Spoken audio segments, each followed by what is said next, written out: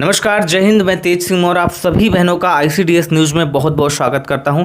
आज की यह वीडियो सभी आंगनबाड़ी बहनों के लिए बहुत ही ज़रूरी है। बहुत इंपॉर्टेंट खबरें आपको बताने वाला हूं, इसलिए वीडियो को शुरू से अंत तक पूरा देखिएगा। आगे बढ़ने से पहले आपसे एक छोटी सी रिक्वेस्ट है। आपके भाई को यह वीडियो बनाने में बहुत मेहनत लगती है, तो वीडियो को अभी से लाइक कर दें, अपनी बहनों में शेयर कर दें। अगर कोई आपके पास खबर समस्या है तो स्क्रीन पर जो व्हाट्सअप नंबर दिख रहा है आप उस पर व्हाट्सअप कर सकते हैं। हम आपकी खबर को प्रमुखता से दिखाएंगे। चलिए ज़्यादा वक्त न लेते हुए आज की खबरों का सिलसिला शुरू करते हैं।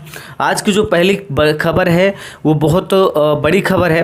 वो खबर ये है कि जो 35,000 रोजगार सेवक हैं उनका मानदेय सरकार ने 10,000 रुपये कर दिया है, लेकिन 4.25 लाख कार्यकर्ता हैं, 3,73,000 आंगनबाड़ी कार्यकर्ता हैं, उनको सिर्फ और सिर्फ प्रोत्साहन राशि दी जा रही है, वो भी मात्र 1,500 रुपये। उसके बाद अगर आंगनबाड़ी बहनों का मानदेय अगर पूरा देखा जाए प्रोत्साहन राशि मिलाकर तो सिर्फ और सिर्फ 7,000 होता है। लेकिन जो 35,000 रोजगार सेवक हैं सरकार उनका तो 10,000 रुपये प्रतिमाह मानदेय कर देती है, लेकिन 4.25 लाख आंगनबाड़ी बहनों की कोई सुध नहीं है। कितनी बार आंगनबाड़ी बहनों ने धरना किया, प्रदर्शन किया सरकार के सामने, और कितनी बार सरकार ने उन पे लाठियां चलवाई, फिर भी आंगनबाड़ी बहनों की मांग हमेशा से ही रही है कि उनका मानदेय बहुत कम है, उनसे बहुत कार्य लिया जा रहा है। लेकिन सरकार ने आज तक उनका बात नहीं सुना, चाहे केंद्र सरकार हो या फिर चाहे राज्य सरकार हो। और जो 35,000 रोजगार सेवक हैं उनका तो मानदेय 10,000 कर देती है, लेकिन आंगनबाड़ी बहनों का मानदेय 10,000 सरकार नहीं कर रही है।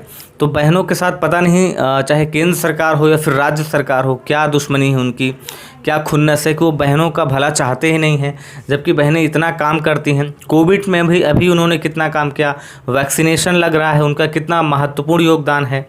उनके योगदान को कभी आंका ही नहीं जा सकता कि उन्होंने कितना देश के लिए किया है, लेकिन सरकार उनकी समस्याओं पर एक बिल्कुल ध्यान नहीं दे रही है। 7,000 रुपये मानदेय इस महंगाई में उनको दे रही है। कितना गलत कर रही है सरकार आप सभी लोगों के साथ। इस वीडियो को शेयर कीजिए, लाइक कीजिए, जिससे कि सरकार को भी पता लगे कि आप लोगों की मांग कम से कम 18,000 से 20,000 रुपये तनख्वाह की जाए, मानदेय किया जाए, सैलरी दिया जाए आपको, और आपको परमानेंट किया जाए। ये आप आंगनबाड़ी बहनों को इतना मिलना चाहिए, क्योंकि वो उससे ज़्यादा काम करती हैं, फिर भी उनको इतना मानदेय नहीं मिल रहा है। तो ये ज़रूरी है कि आप अपनी आवाज़ सरकार तक पहुंचाइए, और आपका मानदेय भी उचित होना चाहिए। कम से कम 10,000 15,000 तो होना ही चाहिए। आज की अगली खबर यह दैनिक जागरण में छपी है। किसी ने आंगनबाड़ी बहनों के बारे में, किसी पत्रकार महोदय ने बहुत ही अच्छी बात, बहुत ही बढ़िया बात कही है और सच बात कही है। ये लिखा है कि फ़र्ज के लिए दांव पर लगाई आंगनबाड़ी बहनों ने जिंदगी। आइए आपको बताते हैं कि किसी पत्रकार महोदय ने, शायद हो सकता है कि वो पत्रकार आप लोगों को समझता है, तभी आप सभी के बारे में आप इतनी अच्छी बात लिखी। संवाददाता ने लिखा है कि कोरोना काल में जब अपने साथ छोड़ रहे थे, मदद के लिए कोई हाथ बढ़ाने को तैयार नहीं था, तब आंगनबाड़ी कार्यकर्ता देवी के रूप में मददगार बनकर सामने आई। न सिर्फ घर घर पुष्टाहार पहुंचाया, बल्कि गांव की निगरानी समिति में रहकर कोरोना संक्रमितों को दवा तक उपलब्ध कराई, उनके दरवाजे तक जरूरत का सामान पहुंचाया। फर्ज के लिए उन्होंने अपनी जिंदगी तक दांव पर लगाई। पिनाहट ब्लॉक की तसौड़ ग्राम पंचायत की आंगनबाड़ी कार्यकर्ता नयन तारा इसी में से एक है। हमारी सभी आंगनबाड़ी बहनों ने ऐसा किया है। आंगनबाड़ी बहन बताती हैं कि दूसरी लहर में कोरोना का कहर बरप रहा था, तब वह गांव की निगरानी समिति में रहते हुए सुबह से शाम तक कोरोना संदिग्धों पर नजर रखती थी। दहशत की वजह से गलियों में सन्नाटा रहता था, घरों के बाहर इक्का दुक्का लोग ही नजर आते थे। गाँवों में भी कई लोग संक्रमित थे, उन तक दवाएं पहुँचाना और हर रोज उनकी जानकारी हासिल करना बड़ा चुनौतीपूर्ण कार्य था, लेकिन आंगनबाड़ी बहनों ने इसको अपनी मेहनत से किया। हालांकि आंगनबाड़ी बहनें मास्क लगाए रहती थी, लेकिन डर तो लगा ही रहता था, वह अपने फर्ज से पीछे नहीं हट सकती थी। ऐसा ही कुछ कहना है सुखभानपुर ग्राम पंचायत की आंगनबाड़ी कार्यकर्ता पुष्पा देवी का। डर और दहशत के माहौल में वह भी अपना फर्ज निभाने से पीछे नहीं हटी। बताती हैं कि उनके सामने सबसे बड़ी चुनौती थी कि शाम को ड्यूटी पूरी होने के बाद स्वजन के बीच लौटने की। हालांकि घर से बाहर रहते हुए ड्यूटी के दौरान पूरी सावधानी बरतती थी, लेकिन डर तो लगा ही रहता था। पुष्टाहार भी बांटना पड़ता था। आह निवासी आंगनबाड़ी कार्यकर्ता ममता का कहना है कि बीते अप्रैल मई में उनकी ग्राम पंचायत में कई कोरोना संक्रमित थे। तब दूसरे लोगों की तरह भी उन्हें भी डर तो लगता ही था, लेकिन फर्ज तो निभाना ही था। घर घर जाकर पड़ताल करनी पड़ती थी, कोई कोरोना संक्रमित तो नहीं है। बिजौली ग्राम पंचायत की आंगनबाड़ी कार्यकर्ता अमित सक्सेना का भी यही कहना है। उन्हें पता था कि कोरोना काल में यदि गांव पर नजर नहीं रखी गई तो स्थिति और विकराल हो सकती है। आंगनबाड़ी बहनों ने बहुत ही अच्छा कार्य किया है। उन्होंने फ्रंट लाइन पर रहते हुए देश में एक बहुत बड़ा योगदान दिया है, जो आज कोरोना बहुत कम हुआ है। और लेकिन सरकार क्या करती है, उनके योगदान को तारीफ तो कर देती है समय समय आने पर, बट उनकी जो समस्या है, मानदेय सबसे बड़ी समस्या है, उस पे सरकार बिल्कुल ध्यान नहीं देती है। अगर कभी ध्यान देती है तो सिर्फ 500-1000 रुपये बढ़ाती है, वो कुछ नहीं है इस महंगाई में। आज की अगली खबर उत्तर प्रदेश के गाजीपुर से है। बहुत ही बड़ी दुख भरी खबर आ रही है, दुखद खबर है। डेंगू से आंगनबाड़ी कार्यकर्ता की हुई मौत। गाजीपुर क्षेत्र के गौरी निवासी डेंगू पीड़ित अर्पणा सिंह की शुक्रवार को इलाज के दौरान मौत हो गई। 15 दिन पूर्व तबीयत बिगड़ने के बाद वाराणसी के एक अस्पताल में उनका इलाज चल रहा था। बहन जी का पति इंद्रजीत सिंह ने बताया कि आंगनबाड़ी कर्मचारी के रूप में कार्यरत अर्पणा बाढ़ प्रभावित गांव गौरी गौरहट तेतारपुर में संचारी स्वास्थ्य अभियान चलाते हुए डेंगू की चपेट में आ गई। 10 दिनों तक गहन चिकित्सीय सुविधा उपलब्ध कराने के बावजूद उनका प्लेटलेट्स लगातार गिरता रहा और शुक्रवार की भोर में उनका निधन हो गया। परिवार में पति के अलावा एक पुत्र और 2 पुत्रियां हैं। तो बहन अर्पणा सिंह के परिवार वालों को ईश्वर शक्ति प्रदान करे इस दुख को सहने के लिए। ICDS न्यूज़ बहन की आत्मा की शांति के लिए ईश्वर से प्रार्थना करता है। आप सभी भी कमेंट में ओम शांति ओम लिख सकते हैं। ओम शांति ओम।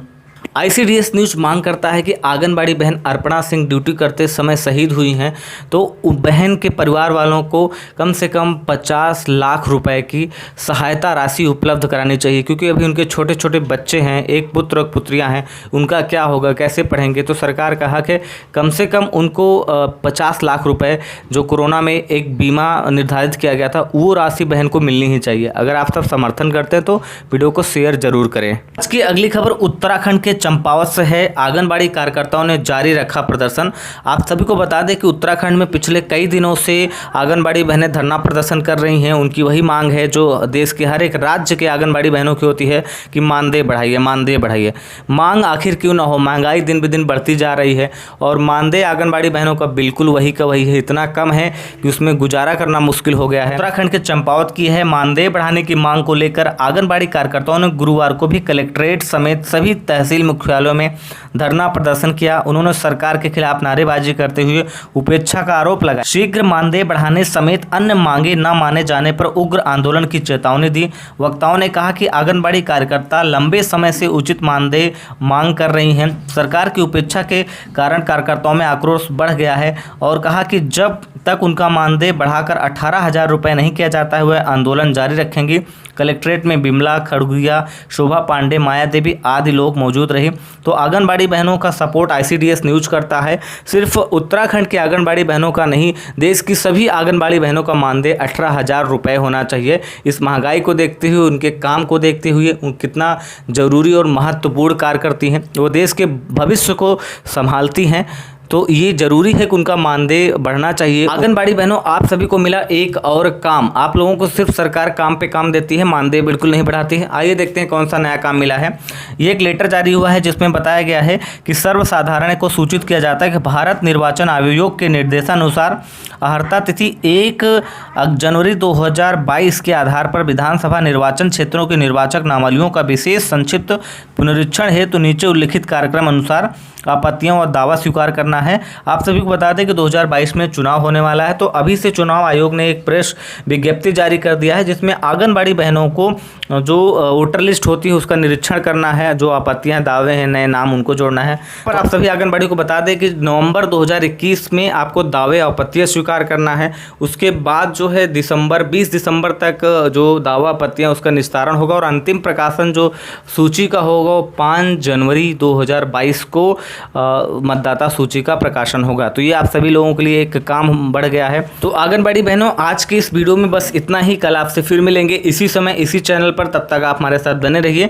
अगर अभी तक आपने वीडियो को लाइक नहीं किया है तो वीडियो को लाइक कर दें, कमेंट करके बताएं वीडियो को ऐसा लगा और अपने दोस्तों में व्हाट्सएप ग्रुप में जरूर शेयर करें।